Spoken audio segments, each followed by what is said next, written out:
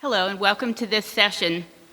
After a children's Bible study one evening, I was with a small boy when his mom came by to pick him up. He excitedly told her, "They killed him and he came alive again." She asked, "Who'd they kill?" By the look in his face, he clearly hadn't caught that part of the story, so apparently said the first name that came to mind, Chuck E. Cheese. Probably not a good example of effective teaching, but you need to take into consideration it was a very young child. He hadn't been coming very long. I would love if we had time for you all to say what you think of when you hear effective teaching. And it's probably a pretty broad spectrum. I did look, the dictionary says it's an adjective and it means successful in producing a desired or intended result. So let's talk a little bit about the purpose of a class. What result do you want to get? And there's probably many more, but I have a few. To introduce God, His love, holiness, and power. There's a certain curriculum that our church had used, and it was a good curriculum in a lot of ways, but when I looked at the most of the lessons, it felt like the heavy thing was how we're supposed to live. And it is important to know and to live correctly. But when I really thought about if I can teach my children who God is and how much He loves them and how much His plan is for good for them, then maybe they will love Him in return, and when they love Him, then they will obey Him. And so my focus in any class is going to be on God. That's what I want them to learn about. I want them to know who He is, and that He loves them.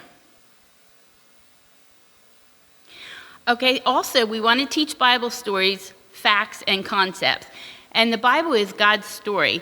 And so when you're talking to when you're teaching little children, the best way probably to tell them about who God is in a Bible story. And Bible facts and concepts are so important. I also think that in a class we want to build relationships and create a team. And so usually when I have a new set of students, the first couple lessons we're talking about team building, because if we all want to work together, okay, the class is going to go much better. And so you can use Mr. Potato Head and everybody puts a piece on. You can tell stories about how people working together get things done. The story where the Israelites brought things for the first tabernacle is an excellent one, and I have little pieces of different fabric and wood for the post, because when the call went out to the Israelites, we need stuff for the tabernacle, bring what you have. The people brought it. They brought it with joy, and they brought it to be part of a team, and because they were doing something big. And finally, they had to say, "Stop, we have enough. In fact, we have too much. Stop bringing stuff." That's a great example of teamwork. And so also building relationships. I think I'm going to talk more about the building relationship part later, but I think that's a big purpose for class. To show by your words, life, and example what it looks like to love God with all your heart and to love your neighbor as yourself.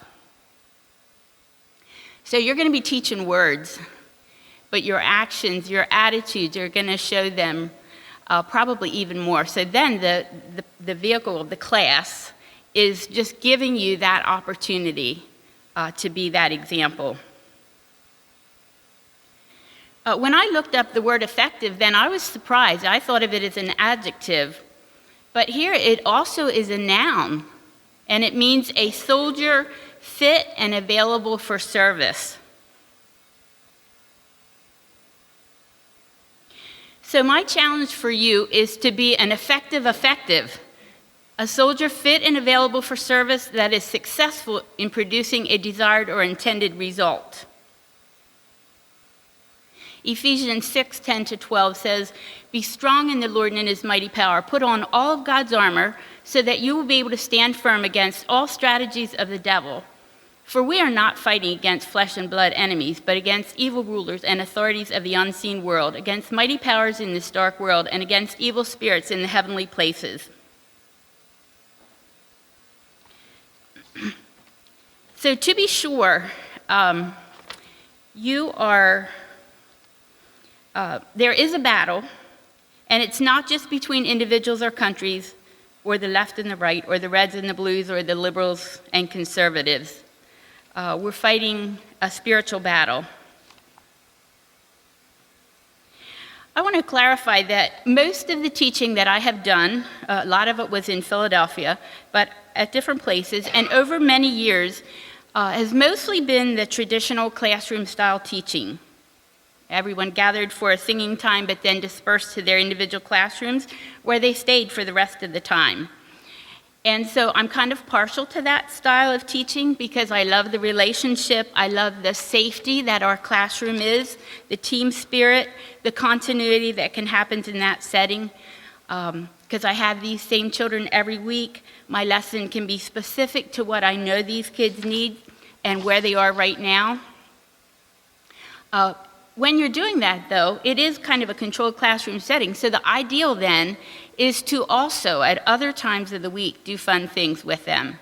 When we lived in Philadelphia, I baked hundreds of batches of chocolate chip cookies with many, many children.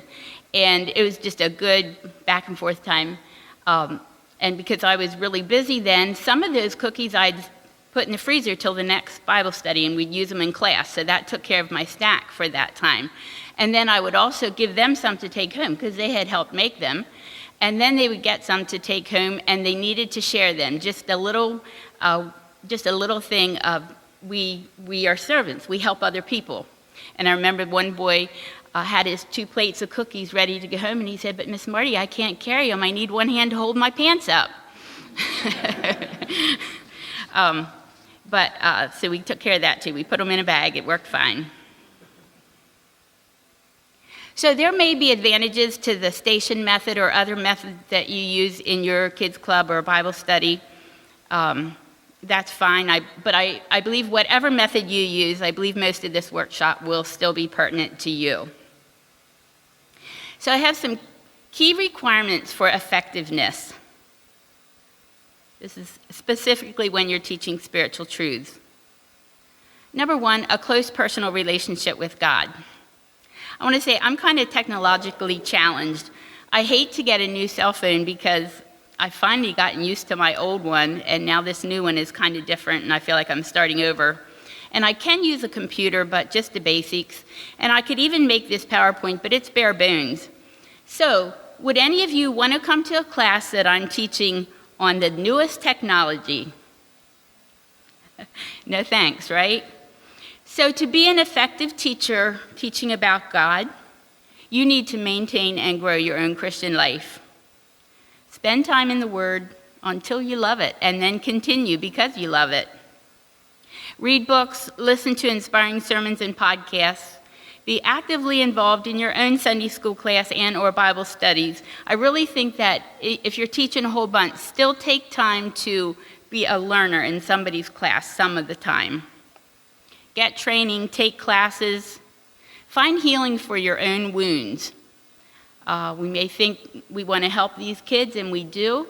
Many years ago, my husband and I took counselor training at Life Ministries, and the first day, like those people, when we were all asked, "Why are you here?"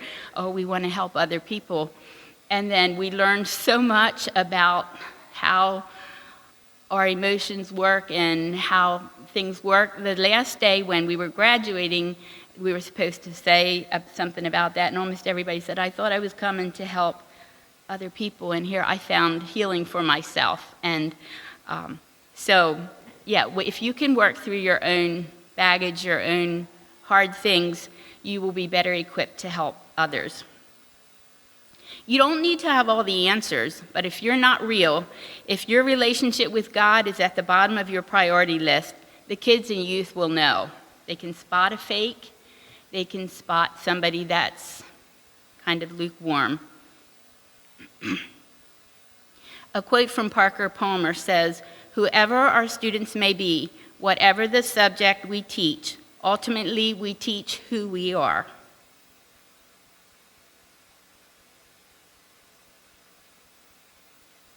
Another requirement for effectiveness is a good relationship with your students. This may take time, but you will be actively working on it. Learn their names and how to pronounce them correctly. Everybody wants to have their name said correctly, and they want people to know who they are. So just real quickly here, I'm going to go to the next slide, and I have an actual class roster of my fourth grade class from 2010, and I think it's long enough ago that I can use their actual names. So this is going to be noisy, but I want you to read down over those like 20 names as fast as you can, and when you're finished, stand up. Okay? So when I flip the screen, you're going to read them out loud, fast as you can, and then stand up. Let's see how we do.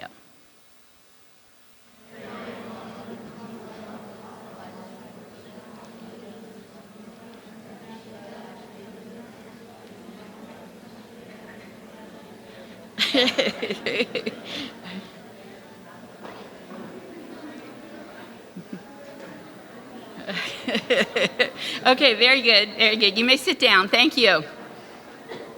So I'm even older now, but back then, like, it was a lot of new kids to me. Their names, some of them were similar, some of them were difficult, some of them, and so it's like, how am I going to learn to know these students by name?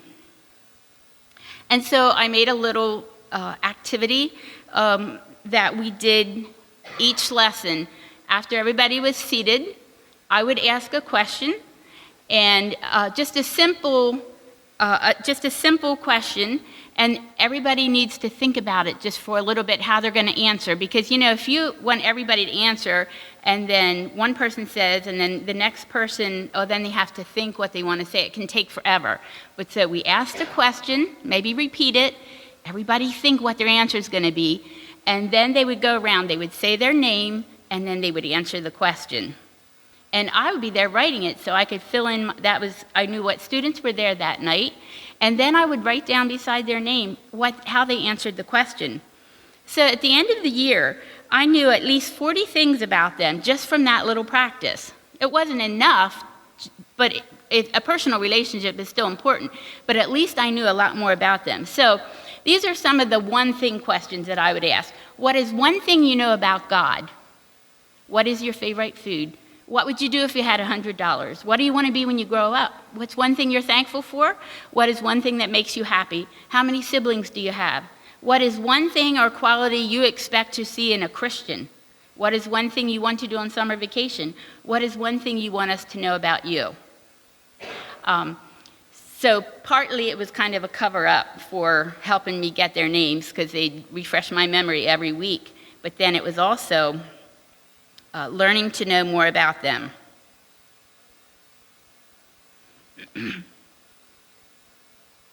So what you want to learn to know about your students is who are they? What do they enjoy? Who's in their family? What have been their life experiences? What is their family going through currently? Can they feel love and care from you in this class? Can the kids or youth in your class tell that they are more important to you than your lesson plan? You know, you have this good lesson all planned, and then here near the beginning of class, somebody asks a question, and you can tell it's a serious question. It's not at all what your lesson was about. Are you going to say, I don't have time for that now? Or maybe that question is the most important thing, and you need to figure it out. Sometimes you can say, can I talk to you after class or whatever, but sometimes my lessons have gotten derailed because it seemed like this was the important thing right now, especially if it's things they're going through right now and they're scared or it's painful or whatever. And if they're willing to open it up in front of the whole class, then we can talk about it as a whole class. Actually, maybe some more of those students are going through that same thing.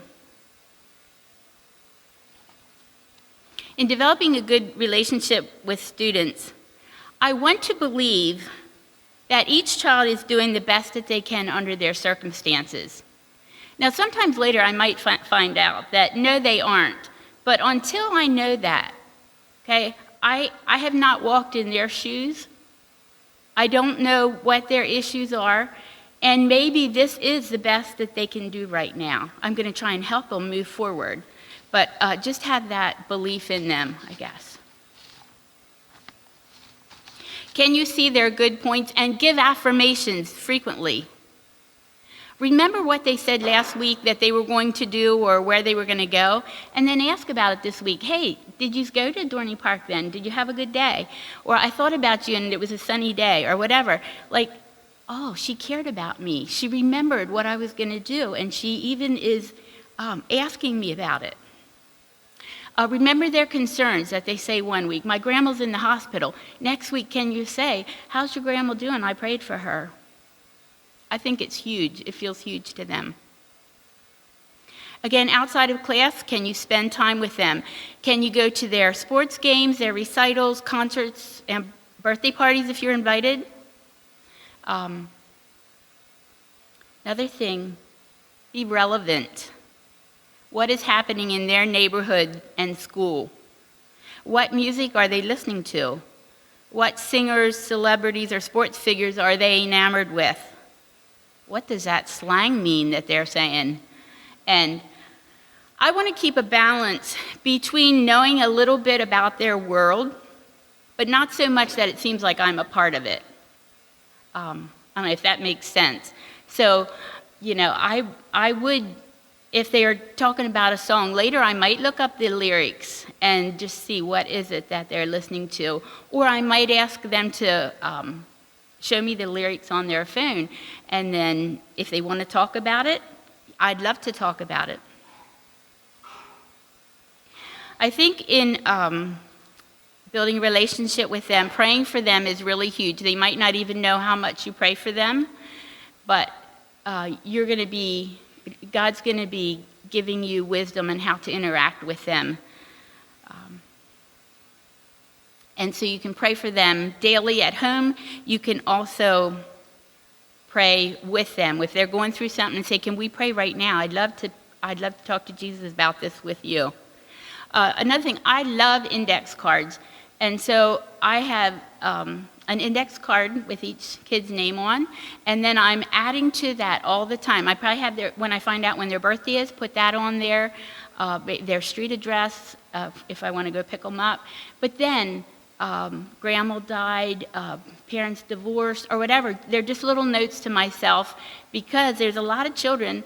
And usually, because my husband was pastor of the church, like I tried to know most of the kids, even though these 20 were my focus. But so it's a lot of information, and I forget things. So I do that with the women, with the families at our church too. It just is a way, when you're praying for them, flip through those index cards and you can see what's pertinent right then. If a regular student is not at your club one night, send a missed you note or postcard the next day. It doesn't have to take but a minute if you have things ready, postcards, stamps, and addresses right there to go. Or if snail mail is too outdated, like at least can you send them a text that says, I missed you. But there's something pretty special, I think, about getting personal mail. And it speaks. It shows that you cared enough to do that. Another requirement for effectiveness, you need time and creativity to think through, plan, and prepare a great lesson that you've prayed over. So let's say you had your kids' club and you get home from that, or you're on the way home and you're like praising the Lord because lesson went well. You felt like your students were following along with you. When should you start planning for your next lesson? And I propose it's either right then or like the next day. Get on it. Because when you have nailed down what you're going to do the next week, maybe you're using a curriculum or a book, and so you know what your next lesson is going to be. But look at that right away, because then you have all week to think about it, and you'll be amazed at something to pop up on social media that just fits with that. You'll hear a story on the radio or something that just fits. Or you'll think of an object lesson that you can use.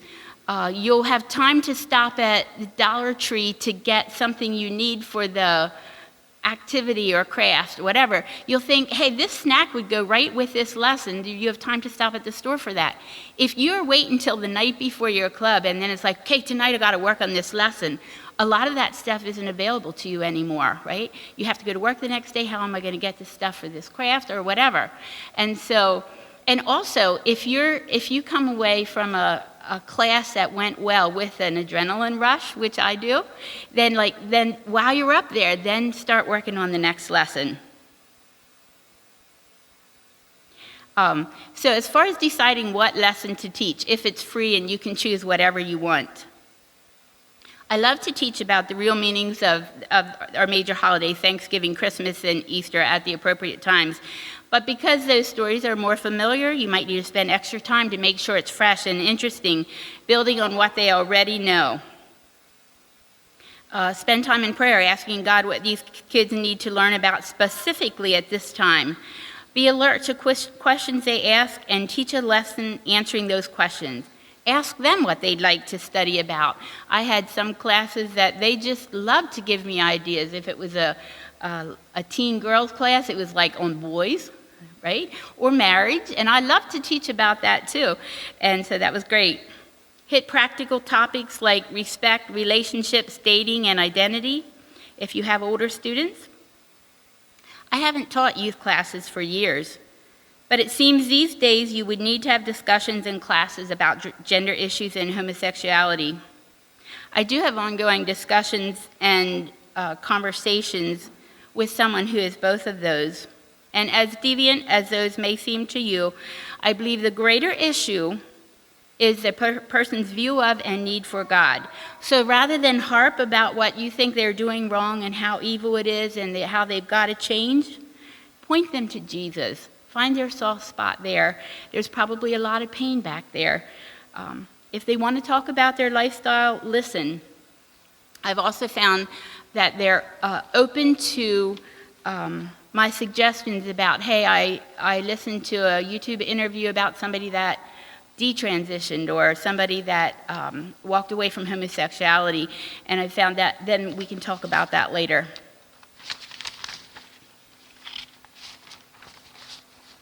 So after you choose what your lesson subject is going to be, nail down what is my goal for the lesson.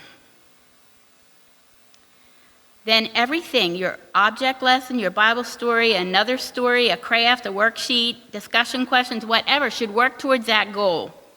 I force myself to write it down. I can think, oh yeah, this is going to be my goal. But no, I have to write it down so that it's concise, and then I can keep referring to that as I'm getting my stuff together.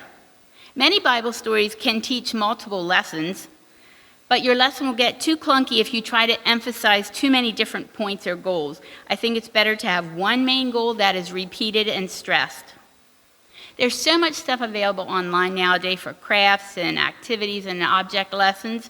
Use that, but then also use your own brain. Use the everyday objects that your mom has in her kitchen or that's in the toy box or whatever, and think about, how can I use this to get my lesson apart? Or what is in here that I can use to get my lesson apart?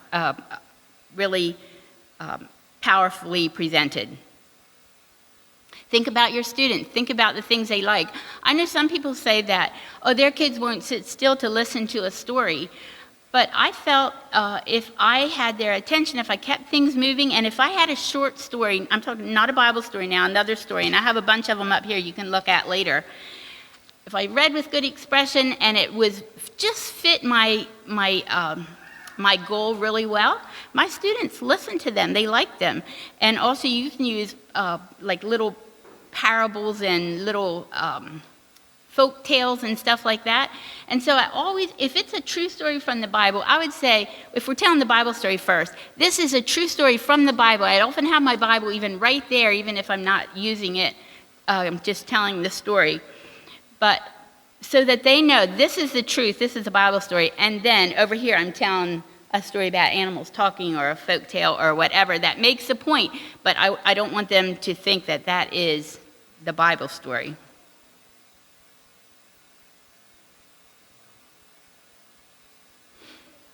Another requirement for effectiveness is procedures in class time.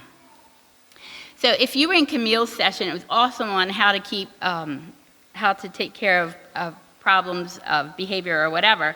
Another thing I found is if you have procedures in place, and this is just how we do it, it does eliminate a lot of the chaos and stuff that can be in a class time. So I'm teaching a Sunday school class right now, and my students know that they won't go in the door before me. So depending where I'm sitting, they might get there first, but they just form a line outside, and then I'm standing there in the door. They come through one by one, and I greet each one, and they know that they have a choice. They can give me a fist bump, a high five, or a side hug. And I learned that from Katrina Lapp. She did that with her students at school, I think every morning. And I found that when I have a big class, like I have at least 15 students now, I might not have time to individually talk to each one of them during class time. But I have looked into their eyes and said their name and had that little bit of contact with each one. And I think they like it. I really do. And so they come in, and then they know that there's going to be stickers right on the corner of the table, and they'll get a sticker and put it on their attendance chart. And after they do that, on the other corner of the table, there's going to be the lesson sheet, if there is one, and a pencil. Only then do they go sit down. So we aren't all sitting down and then we're hopping up to get papers or whatever, because that's all been done. And there are many times when I have used helpers too and had helpers pass things out.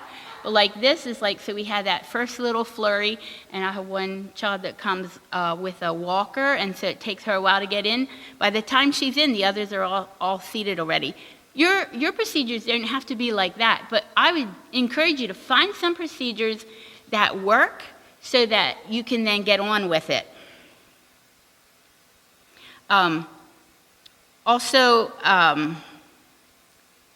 when we have snack time and then the bell's soon ringing and the students know that they're going to pick up their snack trash and put it in the trash can as they go out the door. Hey, it saves me a couple minutes, teaches them responsibility. That's just one part of our procedures.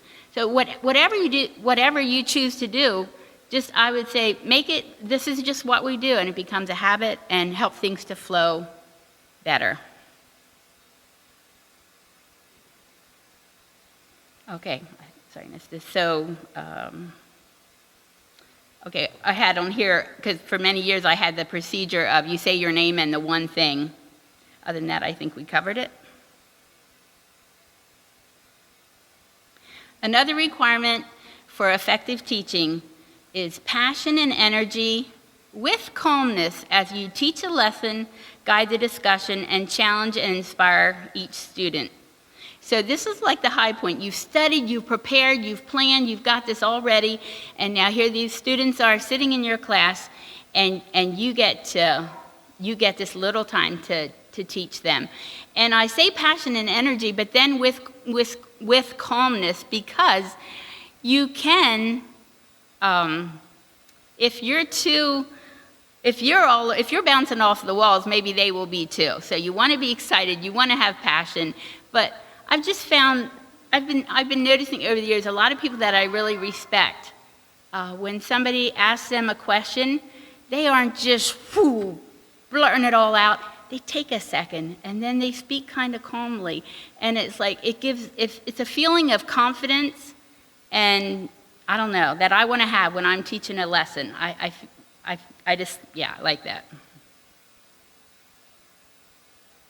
Okay, at this time, I'd like to share some personal goals that I have for teaching that I frequently refer to just to check myself. And each year, when a new year started, I would decide which ones I would most prioritize. It's not that I did them all the time. But some things are to form a good team with teachers and students. So usually when we had big classes, we had 2 teachers in the class. And if there's friction between you and your co-teacher, there's going to be a tension in the classroom. So you want to have that good team. To have a class that kids want to come to every week. So most times when they were coming to my classes, we were not going out and having a party in the backyard or playing games. We did once in a while, but we were pretty much sitting there learning. And so what's going to make them want to come? But I think as much as anything, if they know you care about them and it's a safe place, I think they will want to come. to give and receive respect and love, to pray for each student daily, to do some activities with kids outside of class, to have regular prayer supporters for class and kids. So lots of years when here's a new class I have, and then I'd ask one of my friends, or, it could be your mom and dad, or an aunt, or anybody that cares about what you're doing in Kids Club. Hey, would you be a prayer supporter for me? And then if one of my kids, had a tragedy in their family, I can say, hey, can you especially pray for Susie? And I could say, tonight I'm going to really teach about the plan of salvation. Could you just really cover me in prayer? And I've just felt that huge support because I let it be known what my needs were to this person that committed to praying for me. So another goal I had was to have a clear goal for each lesson, to have something visual for each lesson, and to have something for the students to remember the lesson with or by. So that's where I love little objects that spark their interest. And it's like, what's she going to teach about? I love little object lessons that make a point that you can refer to throughout the lesson. Also, to find out what each student's learning style is and take advantage of that knowledge. So there's a simple little quiz online. There's probably lots of them, but the one I used, I think I might have the info for it later on the slide, but it's like 20 multiple choice questions that you answer, and then it will tell you if your learning style is more visual, oral, which is hearing, reading and writing, or kinesthetic, which is hands-on. And so I love to do that with my classes, one, to see the different ways God has created us in our different learning styles. But then if I see that a whole bunch of them have one certain learning style, then I can really focus on that a little bit more. You want to use all the different learning styles. You want to use visual, hearing, reading, writing, all those, and hands-on. But it just kind of was interesting for me to see that, and it's something to keep in mind as I was planning my lessons. To take prayer requests from the students and pray each class time. And so I oftentimes at the beginning of the year, or if there were new kids that came, they didn't want to pray, they didn't know how to pray. And so I would just pray. But then every once in a while I'll say, does anybody want to pray? And it's so neat to see that after a while they want to pray, they feel comfortable praying. And I had zero tolerance for laughing at somebody that was praying. So that it just felt like a safe place to be vulnerable and to pray. To bring the plan of salvation into all or most lessons. Doesn't matter what the lesson is about. Stick in there a little bit. You can tell the plan of salvation so many different ways. It's really pretty simple, really. But to bring that in, to make Bible memory attractive and a reality. I tell you, I failed on that probably most years. I find it really, really hard for children that aren't used to memorizing a lot in school to memorize Bible verses. I would work at it sometimes, and almost never would they work on it out of class time. So we found fun ways to work on it in class time. But if in our question and answer time, if anybody has a good way to make Bible memory attractive, I'd love to know it. One time we had bicycles. We rode the bicycles up the aisle of the church before the kids went to class. And if you learned this passage, you got a free bicycle. And did one of the 5 bikes or whatever, maybe only one, because it just does not, I don't think they memorize much in public school, if I'm not mistaken. I don't know. Another goal I had, to learn from the students and my co-teacher and to practice personally what I teach. And to welcome my co-teacher's critique and to be willing to critique my co-teacher, not complain to others. So I don't know if you've ever been in the place where your co-teacher is like, that was a boring class or whatever, and so you tell 2 people after Bible study, don't do it. You go to them and say, hey, we need to brush up a little bit more in our teaching. Maybe can we work on this together? But it just is going to create friction if you go complaining to others but are not honest enough to critique them to their face. So maybe when you start out the year, at the very beginning, you need to say, let's hold each other accountable. If we're feeling tension or if we're not liking something, that we're going to come to the other person, get that right out and then do it. Some years I really focused on celebrating the students' birthdays. I'll have them over for a meal or take them out to eat or something. So lots and lots of goals. You could spend most of your week probably working on this class, and we all have other things to do too. But if you don't have goals, you aren't going to reach them, right? And if you have goals, a bunch of them you might reach.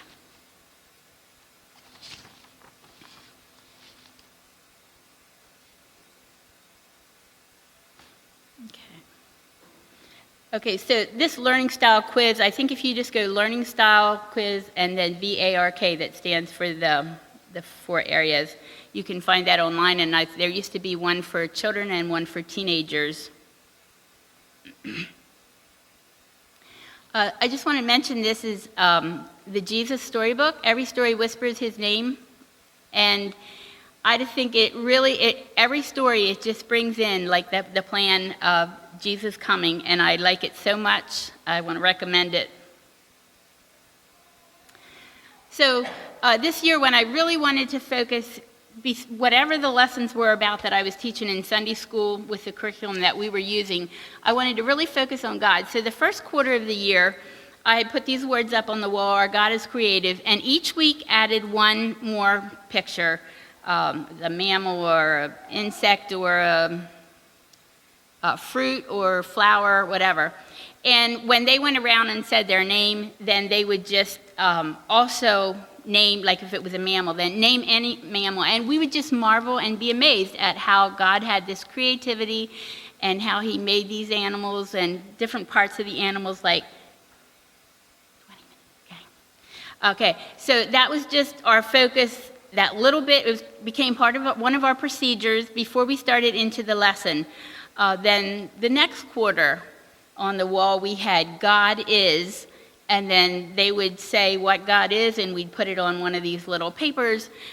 And it got to the point where they could hardly think of any more, and it's like, well, you asked your mom and dad at home, and they would come back the next week, and they had done it. And so we have that God is a healer, and he's gracious and strong and powerful and a promise keeper and good and loving.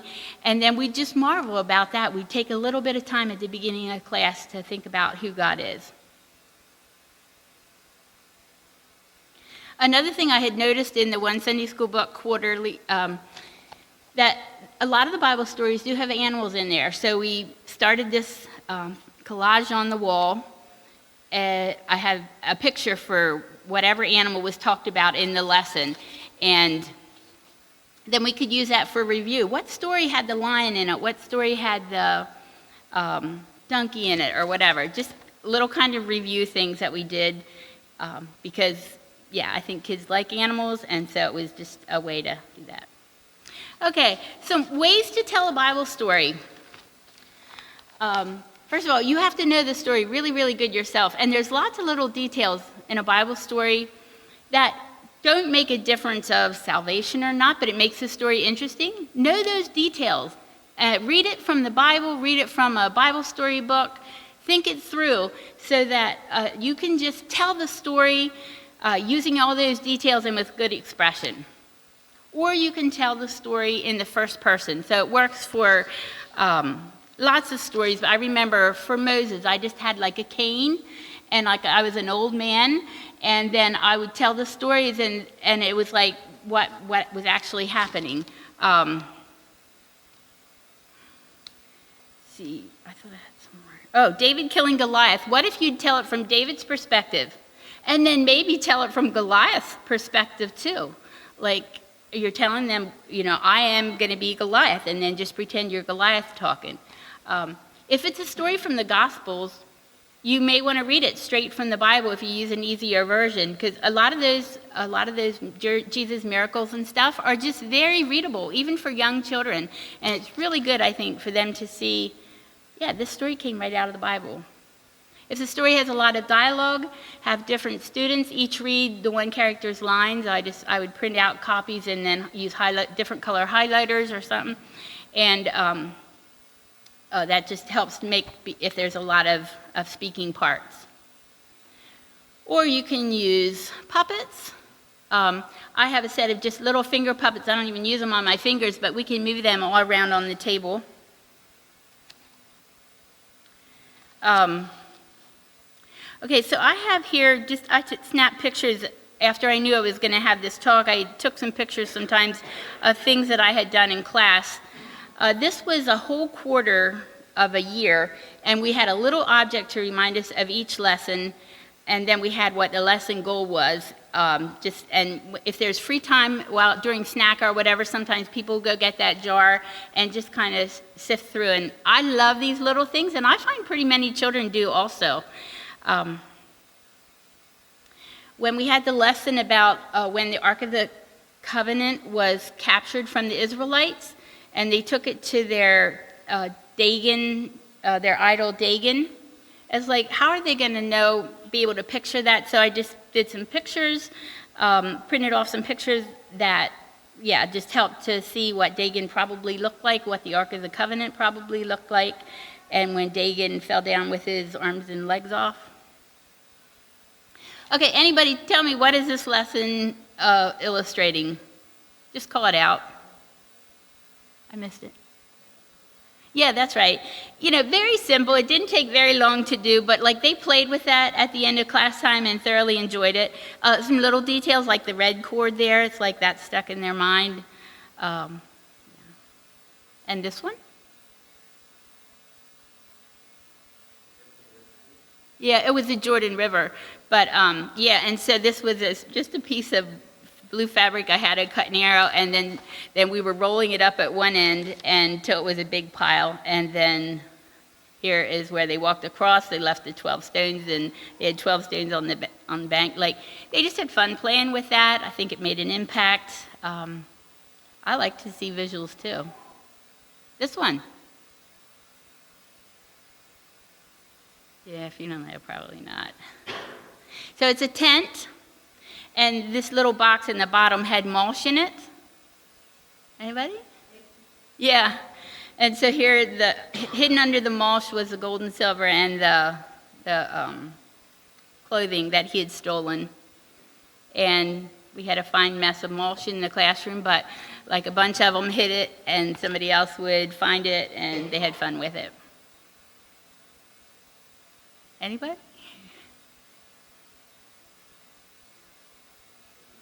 Yeah. No, Joshua, not. Wasn't it Joshua was it Gideon? That got the men and they had the pitchers with the torches, and was that Gideon? Yeah, okay. And this one? Yeah, that's right. Yep. So we took the tape. Actually, I had a sub that day, but I had the lesson already. So she made a road with freezer tape on the table, and then the donkey went down through, and they put their coats and palm branches on there. So we had that lesson, and then we had a lesson about the Passion Week, and then at our church we don't have Sunday school on Easter Sunday. And so I thought about, for myself, Easter week is busy. I'm making peanut butter eggs. I'm making a big Easter dinner. We have an Easter sunrise service and a big breakfast. I had food to make. And so Easter was over, and it's it was meaningful to me. But the week after Easter is when some things really, really sunk into me. And so the week after Easter, I taught, okay, this is what we did the week before Easter. There was an object for each day of the week, and I have that up here if you want to look. But then the week after Easter, I had another paper, just what are lessons that we can learn from Easter? And, now that's enough Easter whatever, but I felt maybe for them too. They have off school and whatever. Lots of things are happening over Easter, but we could reflect on it one more time. Okay, so this was, the little things that were in that egg. Okay, so save and file your lesson plans. You may be able to use them another year. If you've worked hard on the lesson, save it. How much time do I have yet? Okay, so I think I have time for this little story that's meaningful to me. Maybe it will be to you. It's called The Mouse Trap. A mouse looked through the crack in the wall to see the farmer and his wife open a package. What food might this contain, the mouse wondered. He was devastated to discover it was a mouse trap. Retreating to the farmyard, the mouse proclaimed the warning, "There's a mouse trap in the house! There's a mouse trap in the house!" The chicken clucked and scratched, raised her head and said, "Mr. Mouse, I can tell this is a grave concern to you, but it is of no consequence to me. I cannot be bothered by it." The mouse turned to the pig and told him, "There's a mouse trap in the house. There's a mouse trap in the house." The pig sympathized but said, "I'm so very sorry, Mr. Mouse, but there's nothing I can do about it but pray. Be assured you are in my prayers." The mouse turned to the cow and said, "There's a mouse trap in the house. There's a mouse trap in the house." The cow said, "Wow, Mr. Mouse, I'm sorry for you, but it's no skin off my nose." So the mouse returned to the house, head down and dejected, to face the farmer's mousetrap alone. That very night, a sound was heard throughout the house, like the sound of a mousetrap catching its prey. The farmer's wife rushed to see what was caught. In the darkness, she did not see it. It was a venomous snake whose tail the trap had caught. The snake bit the farmer's wife. The farmer rushed her to the hospital, and she returned home with a fever. Everyone knows you treat a fever with fresh chicken soup, so the farmer took his hatchet to the farmyard for the soup's main ingredient. But his wife's sickness continued, so friends and neighbors came to sit with her around the clock. To feed them, the farmer butchered the pig. The farmer's wife did not get well, she died. So many people came for her funeral, the farmer had the cow slaughtered to provide enough meat for all of them. The mouse looked upon it all from his crack in the wall with great sadness. So the next time you hear someone is facing a problem and think it doesn't concern you, remember, when one of us is threatened, we all are at risk. We are all involved in this journey called life.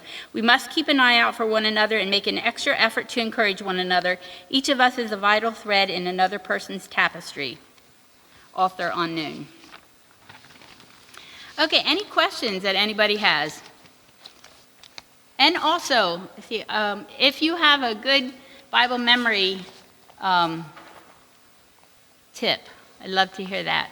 Any questions at all?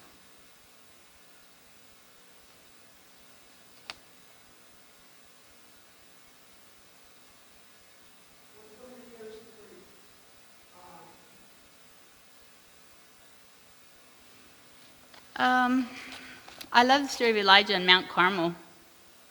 It's so amazing for one thing, and yeah, I don't know, that's one of them.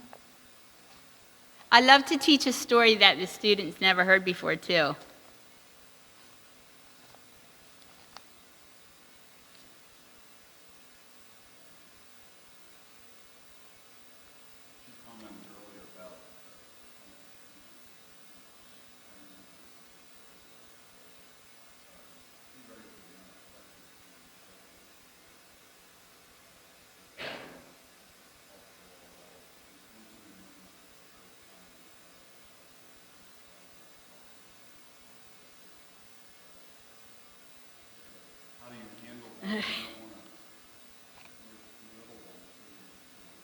I think you said, well, let's pray for the boy because his dog died. Yeah.